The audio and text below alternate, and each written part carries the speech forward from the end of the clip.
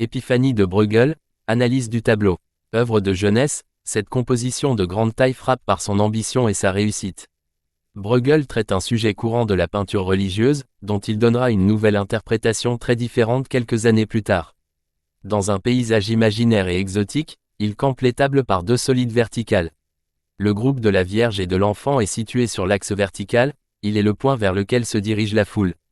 Les trois rois mages chargés de présents sont agenouillés devant l'Enfant. Bruegel fait ressortir le contraste entre leur richesse et la pauvreté du lieu de la nativité. Caractéristique des premières œuvres, l'horizon est très relevé. L'échelle des personnages qui diminue au loin indique la profondeur de l'espace.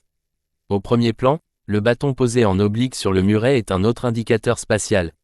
La présence de chameaux et d'un éléphant témoigne de l'érudition de Bruegel en un temps où ces animaux étaient peu répandus en Europe. Il témoigne aussi de son souci de situer la scène dans un décor en adéquation avec le sujet. Par la suite, son œuvre se distinguera au contraire par l'inscription des sujets religieux dans le contexte quotidien des Flandres du XVIe siècle.